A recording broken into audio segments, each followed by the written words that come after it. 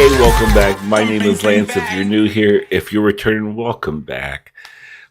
I hope you guys all had a great holiday. We have New Year's just around the corner. And today we are going to watch a video by Mike Burnfire featuring Zach Hazard. Another Campfire stories. This one's called Weird Lake Problem. Let's see what weird lake problem he has. Maybe it's shingles or something. I don't know. Let's find out. And of course, I'll leave the link down below of Mike Burnfire so you can check out their channel. And of course, like and subscribe and hit that notification for my channel. And of course, check out my Instagram and my Twitter. And yeah, let's get into this video. I know it's been a while since I posted my last one, so let's get right into it. And here we go. Would you like to hear about the weird problem that happened with my leg? Is that the thing that you get VA benefits for? Yes. Is that the only thing? Yep, I get 10% disability for this one and only thing. Not for your messed up spine, not for your multiple concussions. Nope, not for the major depressive disorder. Not for the major traumas from being mortared repeatedly. Nope, none of that stuff. It's for this weird fucking problem that happened with my leg. Doctors hate me. This happened completely out of the blue one day. So I got this really bad pain on the inside of my left thigh, right up towards the groin. Mm-hmm. It felt like somebody had just shoved a knife into my leg. Yeah. Before the pain was even there, I would get this feeling of impending doom. Like something really fucking bad is gonna happen. You can feel the pain coming. Once this started happening more and more, the moment that would start happening, I would be like, all right, well, I'm going back to my room. I'll see you guys in like 5 days. You'd be out of commission for that long? What? Sometimes longer. So I get this really deep feeling of dread and impending doom. I would get a really bad pain on the inside of my thigh. And then I would get a fever of about 103, 104 degrees. Jeez. Oh my God. I'd get incredibly nauseous. I'd start vomiting. I would start hallucinating. I wasn't able to walk. I wasn't really able to comprehend much of anything. And then about 24 hours after the pain first started and the nausea and vomiting and everything happened, the nausea and vomiting and the fever would just go away. All right. And then my leg would swell up to the size of a cantaloupe. They would swell up so much that on my shin, where it's normally just skin and then bone, yeah, I could push down with my thumb and indent it and stick a golf ball on it and it would stay in place. It hurt to put a sock on. I couldn't even put a shoe on it. And then that would last anywhere from 3 days to a week. Oh my God. And then it would go away, and there would be no evidence that it had ever happened. Originally, this happened once. Okay, that was a fucking weird fluke. I guess I got some kind of weird fucking swamp disease that just came and went. Yeah, never again. Oh, you poor 6 baby. months. After that, it happened in another 6 months. And then soon it started happening every 3 months. I started going to the medics for this. Most of the time, they had no fucking clue. When I was at Fort Polk, they had no idea what it was, and they didn't know what to do. Mm-hmm. You're on bed rest for 4 days. Oh, that's all they could do for you. Stay in bed. All right. Try not to walk on your foot, I guess. If you can't even put a sock on, I don't know what the fuck to tell you. I can't believe they deployed you having that medical issue. Well, because it would only happen every 3 months. They did blood tests. They did a biopsy on my leg, and it would just come back as like nothing. Just nothing's wrong. It was like, all right, well, maybe that's the last time it'll happen. Like, you feel fine now. You don't have a fever. Your vital signs are all completely normal. Everything's fine. I don't know what to tell you. So they deployed me. It happened once when I was in Kuwait, flying into Iraq. I still, to this day, have no idea how the fuck I even managed to get on the Chinook flying into Iraq, because I had a fever of 104 degrees and I was barely able to tell what was going on. Good grief. And then eventually it happened in Iraq, and because they have limited medical facilities on the small base you're on, so they sent me to the green zone, to the main hospital that was there. And actually, the first time this happened when I was in Iraq, my platoon sergeant thought that I was faking. Yeah. Because they had decided that this was going to be the time that they were going to start doing PT tests while we were in Iraq.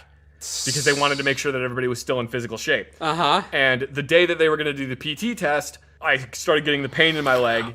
And Oh my God. Isn't that the worst? Oh, as soon as something like that happens, that's when your body wants to break down on you. It's like when you want to when you want to try to, your parent, it's like when we were kids, you don't want to go to school and you're like, I really don't feel good. And your parents like, you were fine. You're fine. You just don't want to go to school. Get ready. No. And then when you do feel sick, they don't believe you. You're like, I really don't feel good unless you puke on them. Then they're like, okay, you can stay home. This poor guy. Oh my God. I wouldn't know what to do, especially if you're out of the country and you're dealing with pain like that. I want to know what kind of pain that would be, especially if it hits you with nausea and vomiting on top of that. I only get nauseous and vomiting when I get my migraines. I'm a migraine sufferer. So that's when that hits me. But a leg issue that will trigger vomiting, leave in the comments down below if you guys ever heard of something like this or you're aware of something like this. Because I know you guys are very in tune. You guys always let me know the true information, let me tell you. And I read them all. Believe me, I read them all. I might not say anything back. I always at least let you know I read it. And I might say give you a little heart or something to let you know that thank you so much. That at least I could have that in my memory brain for context for that video that I wasn't aware of. So anyway, let's get back into the video. I'm talking too much. And started getting nauseous. As soon as I was about to start doing the PT test, I started throwing up. And Stop throwing up. Stop faking. yeah, the platoon sergeant was basically like, stop fucking faking. Why are you faking? Two of the other people that were in my squad, they'd seen this happen before. Like, he's not fucking faking, man. Bullshit, he's just faking. Fine, bring him to the medics then. How are you faking if you're throwing up? Does that make any sense to you? But this is like the military, so they're going to be hard on you. But still, it's one thing if you're not like puking or having a fever or stuff. But if you're puking, that's not really faking. You can't really fake puking unless you're a supermodel or something like that. They brought me to the medics, and the medics were basically like, you were trying to make him fucking do what? Did you not see how much his leg is swollen up? Look at that. It's like somebody shoved his leg full of cheeseburgers. I could hold a piece of tissue paper to his forehead and it would burst into flames. That's how high his fever is right now. Because I had a fever of 104 degrees. Oh, I was God. like this close to my brain just boiling inside my head. Wow, Yeah. hot-blooded. Did they Yeah. check it and see? Got a fever of 103. Damn. They decided to medevac me to the green zone, and they put me into a room in a hospital. And according to the medics and the doctors that I was working with, I was one of the biggest pain in the ass patients they've ever had. Why? So when they went to put me on the helicopter, I still had a fever of about 104 degrees, and one of the medics beforehand was like, how much pain are you in? On a scale of 1 to 10, how much pain are you in? I don't know, man. Do you want morphine? You have to ask? Yes, actually, I have to ask. Do you want morphine? Yeah, man. So they put me on morphine. So the whole flight out to the green zone, I was having a fucking great time. So they got me to the green zone, they put me in this room, and... Hold on, before when you said morphine, it reminds me, I've had morphine. The best way to describe morphine, I can see why you said it had a fucking great time. I don't know if you guys ever seen. I gotta look real quick. Hold on. Ed O'Neill was on the show. I want to say Family Matters, but it's not.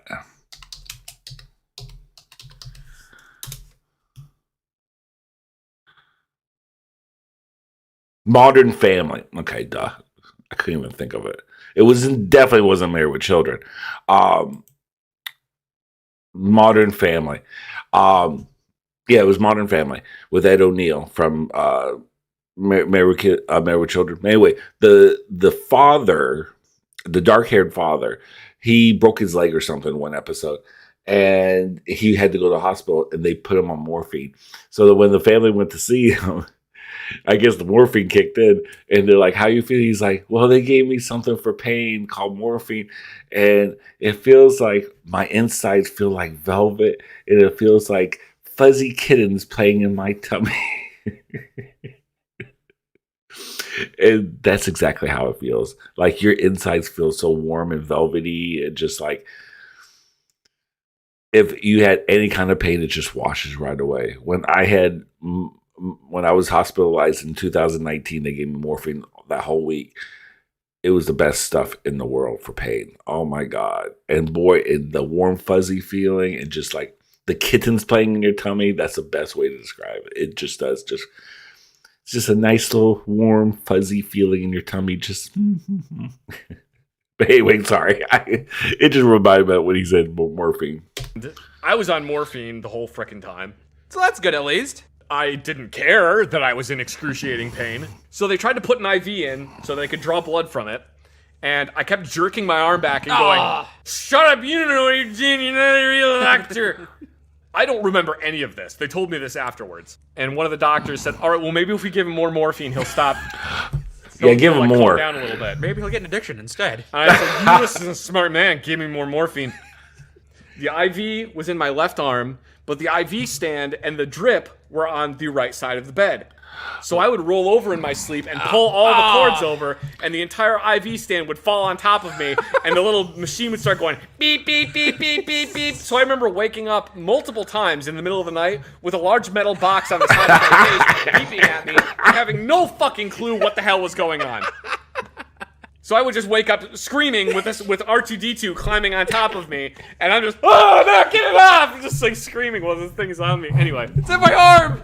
at one point I had to use the bathroom, and I decided that I was too good to use the small little tub that they had brought for me. The bedpan? The bedpan. So I decided I was going to use the bathroom, but the problem is the bathroom had a like 6-inch step up to get into the bathroom. Okay. And the door was too short to fit the IV stand.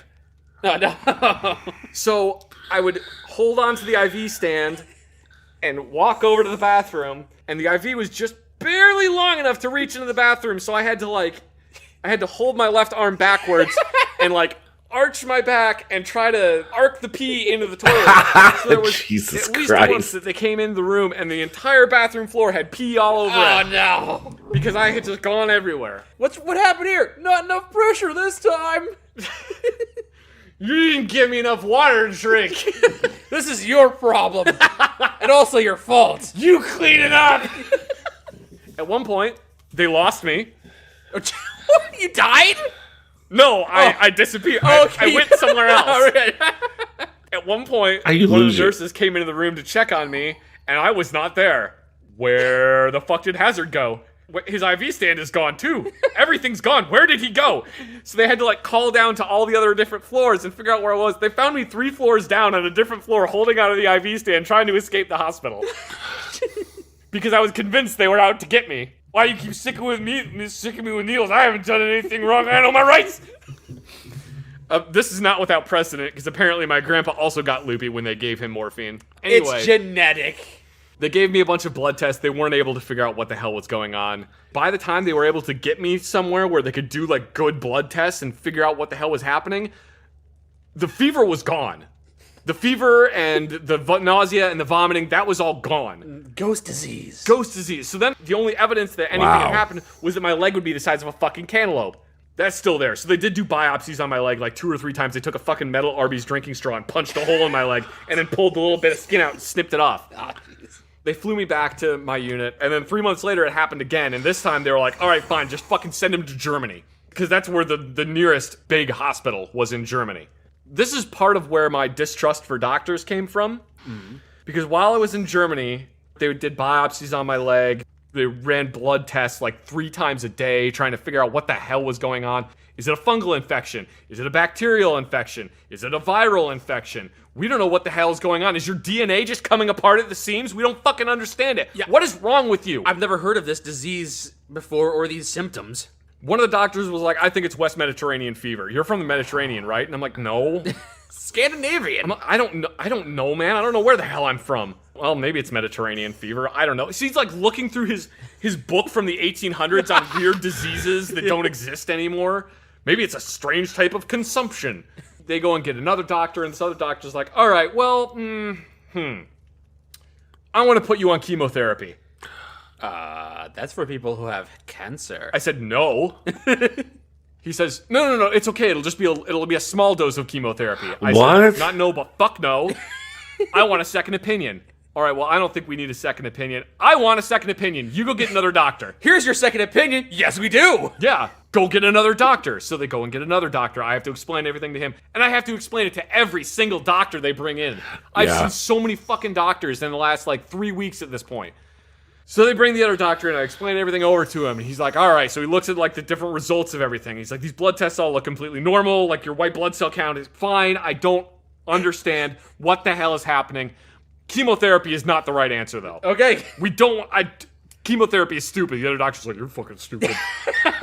I think we should poison him, but whatever. I don't think we should give you chemotherapy, but I do want to put you under and remove the lymph nodes from your legs. Like, how is that any better? Is that a thing people do? I didn't know. One of the things is, it was only ever my left leg. And they did say that where I was experiencing pain was exactly in my lymph node. So he thinks if we cut the lymph nodes out of his legs, maybe it'll stop. And if you're wrong, you can just put them back, right? No! You can't put them back! Then maybe we should be sure before we start removing things. My response was, tell me what's wrong with me. Well, we don't know, but I would like to put you under and remove the lymph nodes from your legs. No! Tell me what's wrong with me, then I'll let you go crazy with a scalpel and just remove bits all willy-nilly. Well, they couldn't tell me what was wrong with me, so they sent me back to Iraq. See, that's the thing. If Shit. you're not assertive with your doctors, they'll start doing things to you. Yeah, they'll just start doing stuff. That's why doctors actually have to fucking tattoo onto the leg, and the doctor has to sign the leg they're going to remove, so they don't remove the wrong leg accidentally, which they've done a lot. Mm-hmm. They sent me back to Iraq. This kept happening, and it was like every 3 months, pain in my leg, nausea, vomiting, fever of 104 degrees, throwing up, all that fun stuff, and then it would go away. Mm-hmm. And this kept happening the entire time I was in the military until I got out of the military. And then it happened once, and then it never happened again. When I would go to the doctors, one of the possibilities that I would present is, maybe I'm allergic to the Army. They didn't think that was very funny, but then I got out of the military and it stopped happening, and I thought, maybe I was allergic to the Army. It may have been stress-related. The only thing I can figure, this problem didn't start happening until after I started smoking. Okay. When I got out of the military, I was still smoking, but the problem didn't happen anymore. The only thing I can figure is that I was working around incredibly caustic carcinogens that are used to clean firearms. I would work with these chemicals with my bare hands, and then I would go outside and smoke 4 or 5 cigarettes without washing my hands. The chemicals are now getting into the filter of the cigarette, and I am breathing in chemicals that are not even supposed to be on human skin. And I think it was just a constant build-up and build-up and build-up until eventually my lymph nodes couldn't process this anymore and went, fuck, just dump it all out all at once!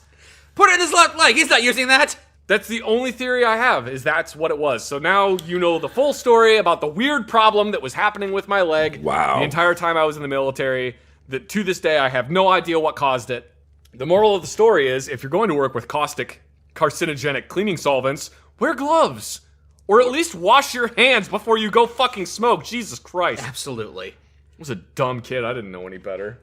It may be a combination of stress and waking up at 3 a.m. to go to formations, or... I haven't had the problem since I got out of the military, so I don't know, but I get disability from the Army for that, so... You can use your disability for the problems in your leg you no longer have, and use it to fix the problems you still have that they won't compensate you for. Yes! The VA sounds fucked. Oh, it's great. I went to VA to get a MRI of my back because I had filed a disability claim for it because I still have back problems. They put me in an MRI machine. The MRI tech afterwards was like, "Yeah, you have the back of like a 50-year-old man." How old are you? Oh, jeez. I was like 30 something. She's like, "Yeah, 2 of your vertebrae right here are wedged. Oh, jeez. The cartilage is basically deteriorating on 2 of them, so they're kind of like wedged together right there." Yikes. You're gonna have to fuse those vertebrae later. I'm like, "That's not good." And she's like, "Yeah, that's definitely not good. You should get disability for this." And I'm like, "Okay."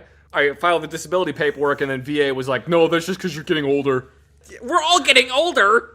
No, really? Really? It's because I'm getting older? It doesn't have anything to do with carrying a 130-pound rucksack 12 miles? It doesn't have anything to do with that, huh? No, couldn't. Nothing? No? Okay. So yeah, I don't get disability for that one. I don't get disability for anxiety and depression because, according to the VA, that's a pre-existing condition that I had before I was in the military. Every American is depressed. Well, I did have to get a waiver from my doctor saying that my ADHD, anxiety, and depression did not negatively impact my life so that I couldn't join the military.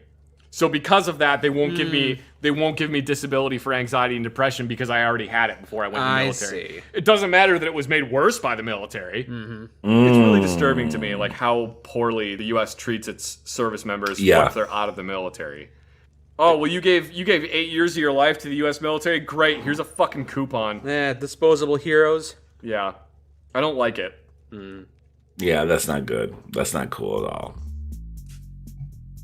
I've heard some horror stories. I used to work in a pharmacy, and I used to get a lot of people from the VA, hearing a lot of their stories. I'm like, that's a shame. You served your time. You protected our country, and you should get a little, better care. It's like what Mike said, disposable heroes. You're cannon fodder. Because the generals and all their families and kids and stuff, they're not going in the military. No, it's just all the poor people. They're expendable. Why not? It's a shame. It's a shame. But yeah, that sucks. I never heard of a leg problem. Like, that could be a good point what he said about, that really those materials and solvents and stuff like that. Yeah, I can see that. That could be a possibility. But I never heard of a leg problem. You get nauseous and throw up and stuff. Now, if you have 104 fever, yeah, I can see vomiting and nausea and stuff like that. So that's crazy. I feel bad for him. That's horrible. Going through all that and you're not even at home to like be in bed just to, get away from the world, just to be not feeling good. You just could lay in bed and just tell everyone to fuck off. It's just like, oh my God, I just want to die here. You have to be out on a vertibird. I'm playing too much Fallout 4. A helicopter. Oh, Jesus. Going in another country feeling like that. Oh, God, Jesus Christ. And I never felt that loopy on morphine. I actually just gave me energy. It's like they gave me morphine and I was just like, you want me to mop the floor? You want me to paint this room? It's just like, oh, wow, I just had all this extra energy. I was alert. I never was like, oh, screw out, you guys. No, that shit perked me up. I was like, oh my God, no wonder people get addicted to this shit. But it depends on your body chemistry too. Painkillers work differently with me. My sister, it knocks her out. She just say goodnight. Me, it perks me up. It's like I could be running around, paint the house, cut the grass, all this stuff, and I have so much energy. It's crazy how that works. So yeah, this one's a really good episode. I hope you guys enjoyed it. Sorry, it's been this past month. With the change of weather stuff, I kind of slacked this month, and I do apologize. I think I said that in the last video. But now I'm trying to get back into the swing of things. We're going to try to get more videos out. So try to get back to work, you guys. It's getting back to work time. So anyway, take care of yourself, take care of each other, and